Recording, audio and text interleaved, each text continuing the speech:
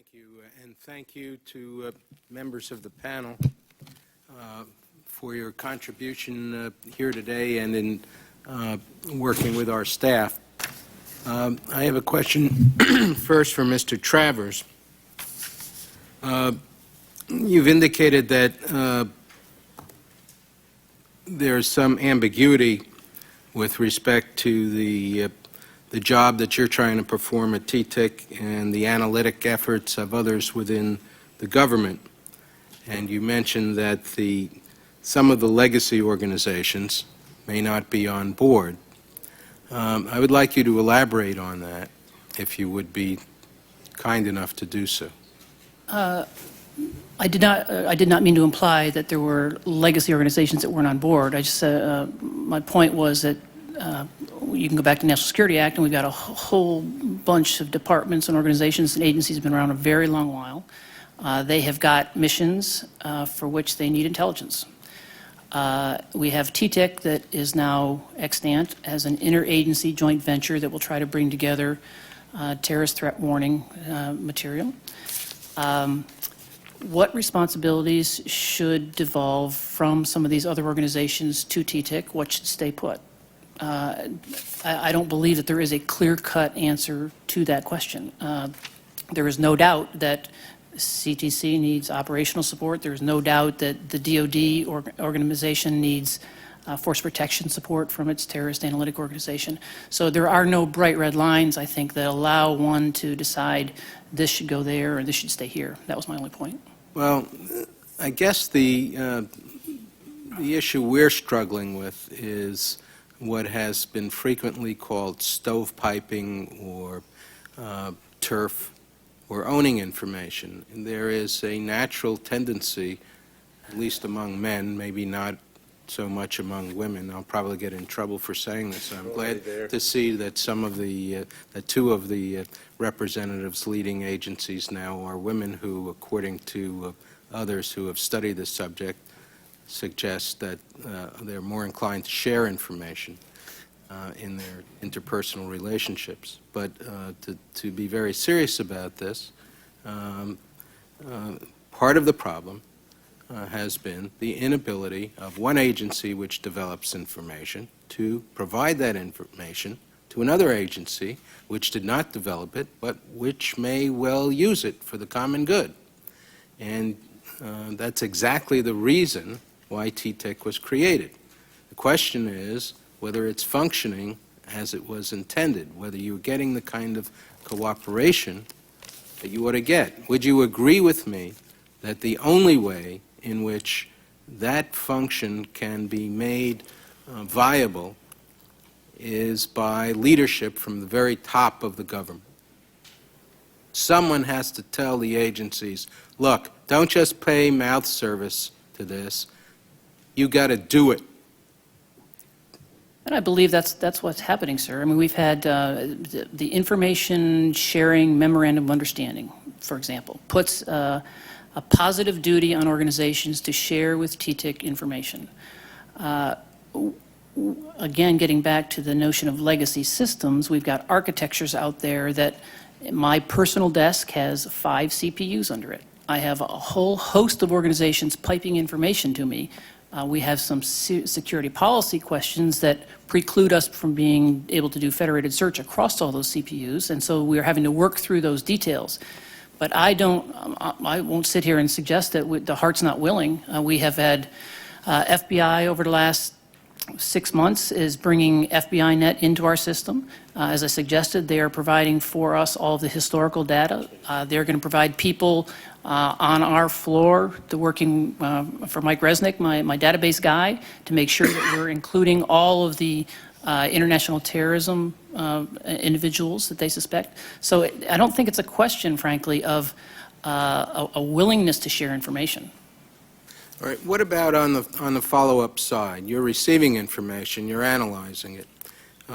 You have no operational capability, but clearly a function of an intelligence analytical operation is the ability to direct the follow-up or the future collection of intelligence information. What is your function and experience with respect to that, and is that running as smoothly or as vigorously as you would like? Recognizing that we're still a relatively young organization, just since last summer, but Charlie Allen, the Assistant DCI for Collection, has placed an individual into TTIC to do just exactly that. We have a collection manager in TTIC who works on a daily basis with the analysts to ensure that collection requirements are being registered with the appropriate collector, and we will compete quite well, I'm convinced, against all of the other collection requirements that are out there. So are you saying that it is functioning in a way that you are well satisfied with? As I said a number of times in my statement, we have a long ways to go. The issue of how we bring together foreign intelligence collection requirements and domestic intelligence collection requirements is new business for this government. And so we have not yet fixed that problem, but we are certainly working it. But in terms of your ability to communicate your collection needs and the responsiveness of those with whom that collection request is charged, is that functioning well, or is that among the areas in which you are ambivalent in your praise? On every priority list that this government has, terrorism is at the top. And so, while I couldn't sit here and give you examples of how a TTIC intelligence collection requirement stacked up against a Pacific Command intelligence collection requirement if the collector was the same. I can say with a great deal of confidence that TTIC would do very well. Ambassador Harty, let me ask you a question that I put earlier to Mary Ryan, and that is whether you have discovered in the course of your service in the consular office that there is an issue with respect to the integrity of translators used in the visa application process in various locations throughout the world, where you do not have native language speakers performing the consular functions. The short answer is no, I do not. I'm not aware of any systemic problem that way, but there are a couple of things I'd like to add, if I might, sir. First is, when I came into the job, we sent a cable to all ambassadors all around the world and said, please look at the language requirements of every officer at that embassy with specific reference to the consular section, and make sure that we are sending out language qualified officers at the level you believe you ought to have, number one. Number two, in those posts where we do in fact use native speakers as interpreters, there's a number of anti-fraud, anti-malfeasance steps that should and ought to be taken, and I believe in most places where there might be an issue or where we do have native speakers serving as translators, we do, and that is you rotate them. You avoid all patterns of predictable behavior so that any given interpreter today doesn't know which officer they're going to work with tomorrow, which window they're going to sit at after lunch, and so that you are constantly sort of mixing the field so that there isn't any way for anybody to really sort of plan who they're going to interview, how they're going to interview. But I think there's no substitute for training all Foreign Service officers in the languages that they need to do the job. They're living in a country. They are simply better when they speak that language well to the very best of their abilities. Let me ask you, if there are no systemic problems with regard to the corruption or corruptibility of translators, are there anecdotal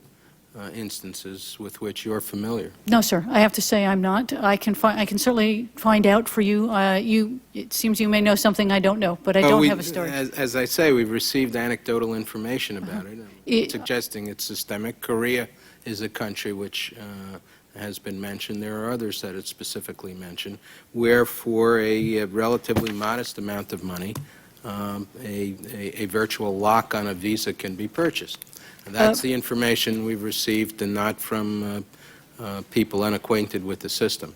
I will certainly, sir, look at that. There are very few things we take more seriously than malfeasance.